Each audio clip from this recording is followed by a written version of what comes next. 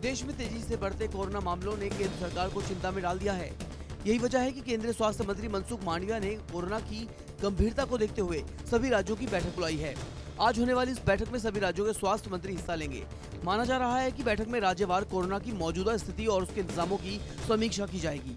बता दें कि देश में गुरुवार को पिछले 195 दिनों में कोरोना के सबसे ज्यादा मामले सामने आए हैं। सरकार ने सभी अस्पतालों को कोरोना की स्थिति से निपटने के लिए निर्देश दिए हैं। देश में कोरोना के मामलों ने जबरदस्त रफ्तार पकड़ी है। 24 घंटे में 5000 से ज्यादा नए केस सामने आए हैं। हर रोज महाराष्ट्र और दिल्ली में 500 से ज्यादा नए मामले सामने आ रहे हैं।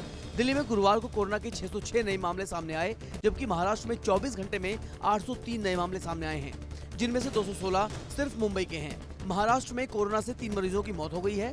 4 हफ्ते पहले जहां महाराष्ट्र में कोरोना पॉजिटिविटी रेट 1.91% था, वो पिछले एक हफ्ते के बीच बढ़कर 7.35% हो चुका है। वहीं देश भर में एक्टिव मरीजों की संख्या 25,000 के पार पहुंच गई है। रमजान में बिहार में नेताओं और राजनीतिक दलों की दावतें इफ्तार शुरू हो गई हैं। इस कड़ी में आज सूबे के सीएम नीतीश कुमार अपने आवास पर इफ्तार का आयोजन कर रहे हैं। वहीं पूर्व सीएम राबड़ी देवी के आवास पर 13 अप्रैल को इफ्तार का आयोजन किया गया है। इसमें सरकार के मंत्री और विधायकों के साथ बड़ी संख्या में मुस्लिम धर्म के लोग भी शामिल होंगे। इसके लिए सीएम हाउस की तरफ से आमंत्रण भेजा गया है। आज की इफ्तार पार्टी में 2024 के चुनाव की मोर्चेबंदी भी दिखाई देगी। कांग्रेस के अध्यक्ष और राज्यसभा में विपक्ष के नेता मल्लिकार्जुन खड़गे ने लोकसभा की कार्रवाई अनिश्चित काल के लिए स्थगित किए जाने के बाद प्रेस कॉन्फ्रेंस कर बीजेपी सरकार पर जमकर हमला बोला। मल्लिकार्जुन खड़गे ने अदानी मुद्दे से लेकर राहुल गांधी के बयान तक सरकार पर चुन चुनकर हमला किया। खड़गे ने सवाल उठाते हुए कहा कि अदानी के मुद्दे पर विपक्ष की आवाज दबाई गई। आखिर जेपीसी से क्यों डर रही है सरकार? खड़गे ने कहा कि मैं भी अपने 52 साल के संसदीय जीवन में देख रहा हूं कि सत्ताधारी पार्टी ने सदन नहीं चलने दिया है। कांग्रेस नेता नवजोत सिंह सिद्धू ने गुरुवार को राहुल गांधी और प्रियंका गांधी से मुलाकात की। उन्होंने इस मुलाकात की तस्वीरें ट्विटर पर भी शेयर की। साथ ही पंजाब और कांग्रेस नेताओं के प्रति अपने संकल्प को दोहराया। सिद्धू ने अपने ट्वीट में लिखा, आज नई दिल्ली में अपने मेंटर और दोस्त राहुल जी, दार्शनिक मार्गदर्शक प्रियंका जी से मुलाकात की। आप मुझे जेल में डाल सकते हैं, मुझे डरा सकते हैं, मेरे सभी वित्तीय खातों को ब्लॉक कर सकते हैं, लेकिन पंजाब और मेरे नेताओं के प्रति मेरी प्रतिबद्धता न तो झुकेगी और न ही 1 इंच पीछे हटेगी। दिल्ली में आबकारी नीति घोटाला मामले में ईडी ने गुरुवार को अपनी तीसरी सप्लीमेंट्री चार्जशीट दाखिल की। गौर करने वाली बात यह है कि ईडी की तीसरी चार्जशीट में भी मनीष सिसोदिया का नाम नहीं है। ईडी ने राजेश जोशी, राघव मंगुंटा और गौतम मल्होत्रा के खिलाफ चार्जशीट दायर की है। दिल्ली की Rouse Avenue court supplementary chargesheet पर संज्ञान लेने के मामले में 14 अप्रैल को सुनवाई करेगा। वहीं कोर्ट ने सिसोदिया की जमानत याचिका पर फैसला सुरक्षित रखा है। कोर्ट सिसोदिया की जमानत याचिका पर 21 अप्रैल को शाम 4 बजे फैसला सुनाएगी। गुरुवार को संसद में बजट सत्र का आखिरी दिन था और कल भी सदन की कार्रवाई हंगामे के चलते नहीं हो पाई।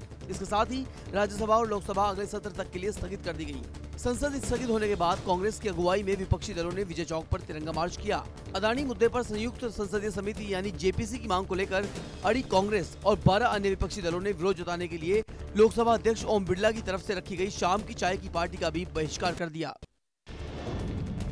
दिल्ली हाईकोर्ट ने पूर्व मंत्री मनीष सिसोदिया की जमानत याचिका पर गुरुवार को सुनवाई के बाद दिल्ली आबकारी नीति मसले पर सीबीआई से जवाब मांगा है। दिल्ली हाईकोर्ट ने इस मामले में सुनवाई के लिए 20 अप्रैल की तारीख तय की है। गौरतलब है कि मनीष सिसोदिया को सीबीआई ने 26 फरवरी 2023 को गिरफ्तार किया था। फिलहाल वो न्यायिक हिरासत में है। दिल्ली सरकार की आबकारी नीति में कथित लापरवाहियों से संबंधित एक मामले में राउज एवेन्यू कोर्ट के आदेश को मनीष सिसोदिया ने चुनौती दी थी। दुनिया की सबसे बड़ी राजनीतिक पार्टी बीजेपी के 44वें स्थापना दिवस के मौके पर प्रधानमंत्री नरेंद्र मोदी ने 10 लाख कार्यकर्ताओं को संबोधित किया। पीएम ने इस दौरान कहा कि बीजेपी देश के मुख्य सेवक की भूमिका में है। एक भारत श्रेष्ठ भारत बीजेपी का मंत्र और लक्ष्य रहा है। पीएम ने कहा कि जब जनसंघ का जन्म हुआ तो हमारे पास न ज्यादा राजनीतिक अनुभव था, न पर्याप्त संसाधन। हमारे पास केवल मातृभूमि की भक्ति और लोकतंत्र की शक्ति थी। पीएम मोदी ने इस दौरान विपक्ष को भी आड़े हाथों लिया। कांग्रेस के दिग्गज नेता और पूर्व रक्षा मंत्री ए.के. एंटनी के बेटे अनिल एंटनी गुरुवार को बीजेपी में शामिल हो गए। अनिल एंटनी ने केंद्रीय मंत्री पीयूष गोयल, वी मुरलीधरन, केरल बीजेपी अध्यक्ष के सुरेंद्रन की मौजूदगी में बीजेपी का दामन थामा। इस दौरान अनिल एंटनी ने कहा कि एक भारतीय युवा होने के नाते मुझे ऐसा लगता है कि ये मेरी जिम्मेदारी और कर्तव्य है कि मैं प्रधानमंत्री के राष्ट्र निर्माण और राष्ट्रीय एकता के दृष्टिकोण में अपना योगदान दूं। केंद्रीय गृह मंत्री अमित शाह और उत्तर प्रदेश के मुख्यमंत्री योगी आदित्यनाथ आज आजमगढ़ के दौरे पर रहेंगे। दोनों नेता आजमगढ़ के लोगों को अरबों की सौगात देंगे। केंद्र और राज्य सरकार द्वारा करीब 2.25 अरब की लागत की 61 परियोजनाओं को जनता को समर्पित करेंगे। साथ ही दोनों नेता संगीत महाविद्यालय का भी शिलान्यास करेंगे, जिसका निर्माण 21.79 करोड़ की लागत से किया जाएगा। वहीं कौशाम्बी में महोत्सव को संबोधित करेंगे। आज शाह और योगी आजमगढ़ के नामदारपुर गांव में भी एक विशाल जनसभा को संबोधित करेंगे। आज आरएसएस चीफ मोहन भागवत जयपुर के दौरे पर हैं। आज वो यहां आरएसएस के सक्रिय संगठन राष्ट्रीय सेवा भारती के राष्ट्रीय सेवा संगम कार्यक्रम में शिरकत करेंगे और इसमें शामिल होने वालों लोगों को संबोधित भी करेंगे। कार्यक्रम में मुंबई के पीरामल उद्योग समूह के अध्यक्ष अजय पीरामल बतौर मुख्य अतिथि और उज्जैन के वाल्मीकि आश्रम के महामंडलेश्वर उमेश नाथ महाराज भी मौजूद रहेंगे। ये कार्यक्रम 3 दिन तक चलेगा, जिसमें 1000 से ज्यादा सेवा संगठन के 4000 से ज्यादा प्रतिनिधि हिस्सा लेंगे। उमेश पाल की हत्या के मामले में आरोपी माफिया अतीक की पत्नी शाहिस्ता परवीन को बड़ा झटका लगा है। कोर्ट ने उसकी अग्रिम जमानत याचिका खारिज कर दी है। कोर्ट ने यह फैसला मामले की गंभीरता को देखते हुए लिया। बता दें कि उमेश पाल हत्याकांड में शाहिस्ता परवीन आरोपी हैं। उस पर 25,000 का इनाम घोषित है। माना जा रहा है कि उमेश पाल की हत्या के बाद शूटर शाहिस्ता परवीन से मिलने आए थे। बीते दिनों हत्याकांड में 2.5 लाख के इनामी साबिर के साथ शाहिस्ता का वीडियो भी सामने आया था। साबिर वही शख्स है जिसने कार में बैठे उमेश पाल के गनर को गोली मारी थी। माफिया अतीक अहमद और उसके बेटे उमर अहमद की मुश्किलें थमने का नाम नहीं ले रही हैं। कारोबारी के साथ मारपीट के मामले में आज उमर अहमद पर आरोप तय होंगे। बता दें कि पिछले हफ्ते सीबीआई स्पेशल कोर्ट ने अतीक और उसके बेटे की जमानत अर्जी खारिज कर दी थी। गौरतलब है कि दिसंबर 2018 में अतीक अहमद यूपी के देवरिया जेल में बंद था। तभी मोहित जायसवाल नाम का एक शख्स अतीक अहमद से मिलने जेल में आया था। बाद में आरोप लगा कि उसको जबरन लखनऊ से उठाकर जेल में लाया गया था, जहां उसके साथ मारपीट की गई और 45 करोड़ रुपए की संपत्ति के कागजात पर उससे साइन कराए गए थे। पंजाब में आशंका जताई जा रही है कि अमृतपाल आज आत्मसमर्पण कर सकता है। श्री अकाल तख्त साहिब के जत्थेदार ज्ञानी हरप्रीत सिंह ने आज एक विशेष सभा बुलाई है। अंदेशा है कि अमृतपाल इसी सभा में आत्मसमर्पण कर सकता है। पुलिस और तमाम सुरक्षा एजेंसियां भी अब सतर्क हो चुकी हैं। बता दें कि वारिस पंजाब दे का प्रमुख अमृतपाल सिंह करीब 20 दिन से फरार चल रहा है। अभी तक पुलिस उसका कोई सुराग नहीं लगा पाई है। हालांकि अब अंदेशा जताया जा रहा है कि आज तलवंडी में जो विशेष सभा बुलाई गई है उसमें अमृतपाल आत्मसमर्पण कर सकता है। भारतीय रिजर्व बैंक यानी आरबीआई ने गुरुवार को अपनी ताजा मौद्रिक नीति का ऐलान किया। लगातार 6 बार रेपो रेट बढ़ाने के बाद आरबीआई ने नए वित्तीय वर्ष की पहली एमपीसी बैठक में इसे स्थिर रखा है। यानी आरबीआई ने रेपो रेट में कोई बदलाव नहीं किया है। आरबीआई की मौद्रिक नीति समिति ने इस बार रेपो रेट को 6.5% पर ही रखने का ऐलान किया है। हालांकि पहले माना जा रहा था कि आरबीआई रेपो दर में फिर 0.25% की वृद्धि कर सकता है, लेकिन ऐसा हुआ नहीं। आरबीआई के इस फैसले से घर और कार खरीदारों को राहत मिल गई है, क्योंकि अब लोन की ईएमआई नहीं बढ़ेगी। अब हर महीने रसोई गैस के दाम बदलेंगे। सुनकर चौंकिए मत, क्योंकि केंद्र सरकार ने अपना फॉर्मूला बदल दिया है। अब इंपोर्टेड क्रूड ऑयल घरेलू गैस की कीमत को प्रभावित करेगा। जी हां, घरेलू गैस की कीमत को अब इंपोर्टेड क्रूड ऑयल के साथ लिंक कर दिया गया है। इसलिए घरेलू गैस की कीमत अब भारतीय क्रूड बास्केट के अंतर्राष्ट्रीय दाम पर 10% होगा। इसीलिए घरेलू गैस की कीमत अब भारतीय क्रूड बास्केट के अंतर्राष्ट्रीय दाम का 10% होगा और इसके दाम हर महीने तय किए जाएंगे। माना जा रहा है कि इससे देश की जनता को काफी लाभ मिलेगा। बता दें कि सीएनजी और पाइप्ड कुकिंग गैस की कीमतों पर लगाम लगाने के लिए सरकार ये फॉर्मूला लेकर आई है। सट्टेबाजी को लेकर केंद्र सरकार ने सख्त रुख अपनाया है।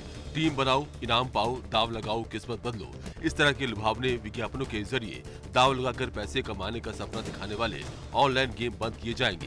केंद्र सरकार ने गुरुवार को इस बारे में एडवाइजरी जारी की है। सरकार ने कहा कि ऑनलाइन गेम की सेल्फ रेगुलेटरी संगठन यानी एसआरओ की तरफ से जांच की जाएगी। नियमों पर खरा उतरने पर ही ऑनलाइन गेम को पब्लिक प्लेटफॉर्म पर चलाने की परमिशन दी जाएगी।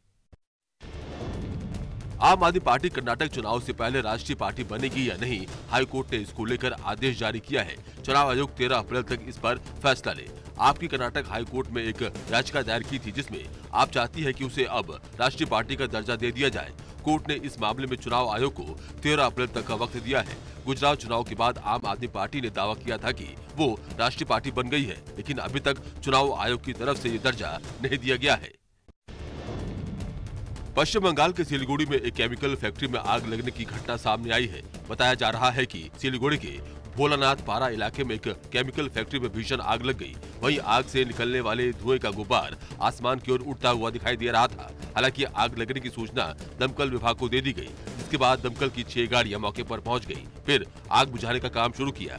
वहीं आग की घटना में कोई हताहत नहीं हुआ है। फिलहाल कड़ी मशक्कत के बाद आग पर काबू पाया गया। तब तक फैक्ट्री में रखा सामान जलकर खाक हो गया। फिलहाल आग लगने के कारणों का पता लगाया जा रहा है। जम्मू कश्मीर के कुपवाड़ा से सुरक्षा बलों ने भारी मात्रा में गोला बारूद बरामद किया है। बताया जा रहा है कि उत्तरी कश्मीर के हफरुदा क्षेत्र के वन क्षेत्र से भारी मात्रा में हथियार और गोला बारूद बरामद किया गया।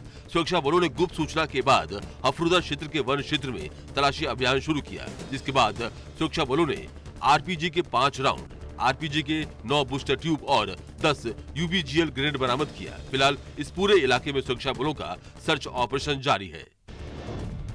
दिल्ली में रोहिणी इलाके के दीप विहार में अचानक एक घर में आग लग गई। घटना की जानकारी मिलने पर तुरंत दमकल की गाड़ियां मौके पर पहुंची और घर से एक महिला और बच्ची को वहां से सुरक्षित निकाला। आग पहली मंजिल में लगी थी और सीढ़ियों और ऊपरी मंजिलों पर धुआं भर गया था और महिला और बच्ची तीसरी मंजिल पर फंसी हुई थी। जिसके बाद दमकल कर्मियों ने रेखा श्रीवास्तव और उनकी बहू निधि श्रीवास्तव और उनके 1.5 साल के बच्चे को बचाया। आईपीएल 16 के अपने पहले मैच में कोलकाता ने बेंगलुरु को 81 रन के बड़े अंतर से हरा दिया। टॉस हारकर पहले बैटिंग करने उतरी केकेआर ने 20 ओवर में 7 विकेट पर 204 रन बनाए। जवाब में आरसीबी ने 17.4 ओवर में 123 रन ही बना सकी। कोलकाता की ओर से शार्दुल ठाकुर ने 29 बॉल पर 68 रन की गेम चेंजिंग पारी खेली। वहीं दूसरी पारी में वरुण चक्रवर्ती 4, सुरेश शर्मा ने 3 और सुनील नरेन ने 2 विकेट लेकर आरसीबी को खुलकर खेलने ही नहीं दिया। आरसीबी की ओर से 44 रनों की ओपनिंग पार्टनरशिप के अलावा कोई भी बड़ी साझेदारी नहीं हुई।